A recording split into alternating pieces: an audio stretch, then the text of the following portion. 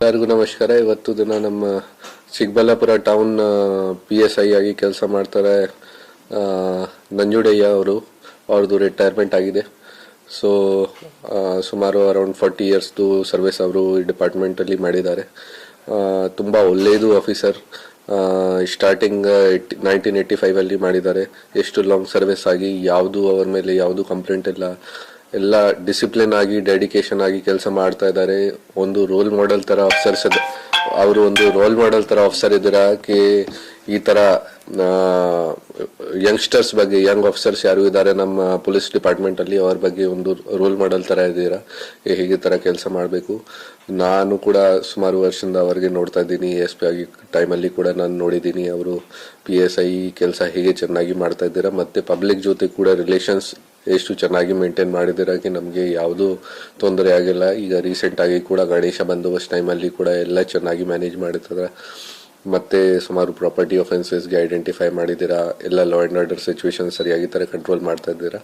So ಈ ತರದ್ದು dedicated officers 24/7 ready ಇದ್ದಾರೆ ಪರಿಶ್ರಮ ಮಾಡೋಕ್ಕೆ ಮತ್ತೆ ಚೆನ್ನಾಗಿ ತರ ಡ್ಯೂಟಿ ಮಾಡೋಕ್ಕೆ. ಈ ತರದ್ದು ಆಫೀಸರ್ಸ್ ಒಂದು ರೋಲ್ ಮಾಡೆಲ್ ತರ ಇದೆ ಡಿಪಾರ್ಟ್ಮೆಂಟ್ ಅಲ್ಲಿ ಬೇರೆ ಸ್ಟಾಫ್ ಮತ್ತೆ ಆಫೀಸರ್ಸ್ ಬಗ್ಗೆ. ಸೊ ಈಗ ಅವ್ರದ್ದು ರಿಟೈರ್ಮೆಂಟ್ ಆಗಿದೆ. ತೋ definitely we will miss working with him. ನೋಡಿ ಅವ್ರ ಹತ್ರ CM ಮೆಡಲ್ ಇದೆಯಾ, ಪ್ರೆಸಿಡೆಂಟ್ ಮೆಡಲ್ ಇದೆಯಾ, ಅದು ತುಂಬಾ ಮೆರಿಟೋರಿಯಸ್ ಸರ್ವಿಸ್ ಮಾಡಿದ್ದಾರೆ ಅವರು. ಸೊ ಈ ತರದ್ದು ಆಫೀಸರ್ಸ್ ಎಷ್ಟು ದಕ್ಷತಾ ಆಗಿ ಈ ತರ ಕೆಲಸ ಮಾಡ್ತಾ ಇದ್ದಾರೆ. 100% ಎಫರ್ಟ್ಸ್ ಮಾಡ್ತಾ ಇದ್ದಾರೆ ಎಲ್ಲ ಕೆಲಸ ಬಗ್ಗೆ. ಒಂದು ಎಕ್ಸಾಂಪಲ್ ತರ ಸೆಟ್ ಮಾಡ್ತಾ ಇದ್ದಾರೆ ಕಿ ಎಲ್ಲರೂ ಇದೇ ರೀತಿ ಕೆಲಸ ಮಾಡಬೇಕು. ಇನ್ನು ಗೌರಿಬಿದನೂರು ತಾಲೂಕಿನ ದ್ವಾರಗಾನಹಳ್ಳಿಯ ಹನುಮಂತಪ್ಪ ಮತ್ತು ಈರಮ್ಮ ದಂಪತಿಗಳ ಮಗ ನಂಜುಂಡಯ್ಯ 10ನೇ ತರಗತಿ ವ್ಯಾಸಂಗ ಮಾಡಿ ಪೊಲೀಸ್ ಇಲಾಖೆಗೆ 1985ರಲ್ಲಿ ಸೇರಿದವರು. ಕೋಲಾರದ KGF ಠಾಣೆಯಲ್ಲಿ ಪೇದೆಯಾಗಿ ವೃತ್ತಿ ಆರಂಭಿಸಿದ್ದು ಈವರೆಗೂ 40 ವರ್ಷಗಳ ಸೇವೆ ಸಲ್ಲಿಸಿದ್ದಾರೆ. ಮುಖ್ಯವಾಗಿ ಪೊಲೀಸ್ ಇಲಾಖೆಯಲ್ಲಿಯೂ ಪ್ರಾಮಾಣಿಕವಾಗಿ ಇರಬಹುದು ಎಂಬುದನ್ನು ತೋರಿಸಿಕೊಟ್ಟವರು ನಂಜುಂಡಯ್ಯ ಅವರು. ನಾನು ಗೌರಿಬಿದನೂರು ತಾಲೂಕು ದ್ವಾರಗಾನಹಳ್ಳಿ ಅಂತ ಹೇಳ್ಬಿಟ್ಟು ಒಂದು ಹಳ್ಳಿ ಇದೆ. ಹಳ್ಳಿಯಲ್ಲಿ ಹನುಮಂತಪ್ಪ ಮತ್ತು ಈರಮ್ಮ ರವರು ನನಗೆ ಜನ್ಮ ಕೊಟ್ಟಿದ್ದಾರೆ. ನಾವು ಒಂದು ಸಾಮಾನ್ಯ ರೈತ ಕುಟುಂಬದಿಂದ ಬಂದಿರತಕ್ಕಂಥವನು. ಆಗಿನ ಕಾಲದಲ್ಲಿ ನಮ್ಮನ್ನು ತಂದೆ ತಾಯಿಯವರು ವಿದ್ಯಾಭ್ಯಾಸಕ್ಕಾಗಿ ಕಳಿಸಿ ನಾವು SLCವರೆಗೆ ಓದ್ಕೊಂಡು ಅದಕ್ಕೆ ಮುಂದೆ ಓದೋಕ್ಕೆ ನಮಗೆ ಅವಕಾಶಗಳು ಇದೆ ಅಂತ ಗೊತ್ತಿದ್ದರೆ ಇನ್ನೂ ಸ್ವಲ್ಪ ಏನಾದರೂ ಮುಂದಕ್ಕೆ ಓದಿ ಇನ್ನೂ ಉನ್ನತ ಮಟ್ಟದಲ್ಲಿ ಏನು ಓದ್ತಾ ಇದ್ದನೋ ಗೊತ್ತಿಲ್ಲ. ಅಷ್ಟರಲ್ಲೇ ದೇವರು ನಮ್ಮ ತಂದೆ ತಾಯಿಯವರು ಮಾಡಿದ ಪುಣ್ಯದಿಂದನೂ ಪೂರ್ವಿಕರು ಮಾಡಿದ ಪುಣ್ಯದಿಂದ ನಮಗೆ ಒಂದು ಸರ್ಕಾರಿ ಹುದ್ದೆ ಸಿಕ್ತು. ಇದಕ್ಕಿಂತ ಮೊದಲು ನಾನು ಆರ್ಮಿಗೆ ಹೋಗಬೇಕು ಅಂತ ಹೇಳ್ಬಿಟ್ಟು ನನ್ನ ಇಚ್ಛೆ ಇತ್ತು. ಆದರೆ ಆಗ ತೂಕದಲ್ಲಿ ಕಡಿಮೆ ಇದ್ದೀನಿ ಅಂತ ಹೇಳ್ಬಿಟ್ಟು ಅವರು ದಾಖಲು ಮಾಡ್ಕೊಳ್ಳೋಕ್ಕೆ ಸಾಧ್ಯ ಇಲ್ಲ. ಈ ಪೊಲೀಸ್ ಕೆಲಸ ಸಿಕ್ತು. ಪೊಲೀಸ್ ಕೆಲಸ 1985ರಲ್ಲಿ ನಾನು KGFನಲ್ಲಿ ಭರ್ತಿಯಾದೆ ಕಾನ್ಸ್ಟೇಬಲ್ ಆಗಿ. 89ರವರೆಗೂ ಅಲ್ಲಿದ್ದು ನಂತರ ಕೋಲಾರ ಜಿಲ್ಲೆಗೆ ವರ್ಗಾವಣೆಯಾಗಿ ಬಂದೆ. ಕೋಲಾರ ಜಿಲ್ಲೆಗೆ ವರ್ಗಾವಣೆಯಾಗಿ ಬಂದು ಅವಿಭಜಿತ ಚಿಕ್ಕಬಳ್ಳಾಪುರ ಜಿಲ್ಲೆಯಲ್ಲಿ ಈಗ ನಾನು ಕರ್ತವ್ಯ ಮಾಡ್ತಾಯಿದ್ದೀನಿ.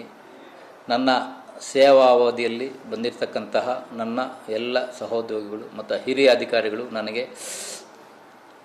ಒಂದು ಪ್ರಾಮಾಣಿಕ, ದಕ್ಷ ಮತ್ತು ಜನರ ಸೇವೆ ಮಾಡೋ ವಿಚಾರದಲ್ಲಿ ನನಗೆ ಬುದ್ಧಿ ಹೇಳಿಕೊಟ್ಟಿದ್ದಾರೆ. ಅದರಂತೆ ನಾನು ಅವರು ಹೇಳಿದ ಅವರು ಹೋದ ದಾರಿಯಲ್ಲಿ ನಾನು ನಡೆದು ಬಂದು ಈಗ PSI ಆಗಿ ಈ ದಿನ ನಿವೃತ್ತಿ ಹೊಂದಿದ್ದೀನಿ.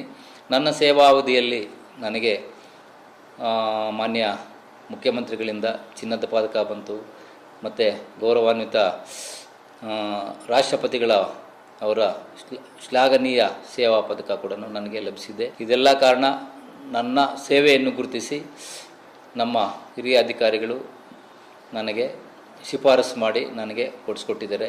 ನನಗೆ ಶಿಫಾರಸು ಈ ಪ್ರಶಸ್ತಿಗಳು ಬರಲು ಕಾರಣರಾಗಿರ್ತಕ್ಕಂತಹ ನಮ್ಮ IPS ಅಧಿಕಾರಿಗಳಿಗೆ ನಾನು ತುಂಬು ಹೃದಯದ ಅಭಿನಂದನೆಗಳನ್ನು ಸಲ್ಲಿಸ್ತೀನಿ. ಅವರಿಗೆ ನಾನು ಆಭಾರಿಯಾಗಿದ್ದೇನೆ.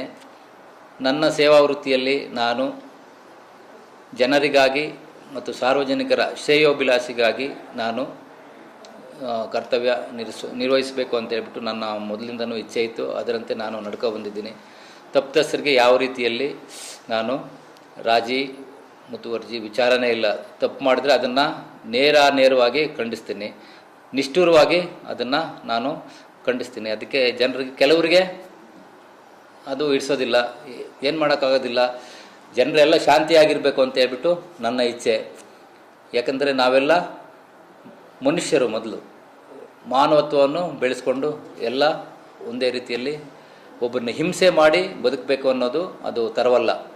ಹಿಂಸೆ ಅಂತ ಹೇಳ್ಬಿಟ್ರೆ ನನಗೆ ಆಗೋದಿಲ್ಲ. ಹಾಗಾದರೆ ನೀವು ಹೊಡೆಯೋದಿಲ್ವಾ, ಹಿಂಸೆ ಮಾಡೋದಿಲ್ವ ಅಂತಲ್ಲ. ತಪ್ಪಿತಸ್ಥರಿಗೆ ನಾವು ಬುದ್ಧಿ ಕಲಿಸಲೇಬೇಕಾಗುತ್ತೆ. ಅದಕ್ಕೆ ಅದು ಹಿಂಸೆ ಅಂತ ಲೆಕ್ಕಕ್ಕೆ ಬರೋದಿಲ್ಲ. ಈ ರೀತಿ ನಡ್ಕೊಂಡು ಬರ್ತಾ ಇದ್ದೀನಿ. ಸಾರ್ವಜನಿಕರು ಕೂಡ ನನಗೆ ಒಳ್ಳೆ ಬೆಂಬಲ ಕೊಟ್ಟಿದ್ದಾರೆ. ಅವ್ರಿಗೆ ನಾನು ತುಂಬು ಹೃದಯದ ಧನ್ಯವಾದಗಳನ್ನು ತಿಳಿಸ್ತೀನಿ.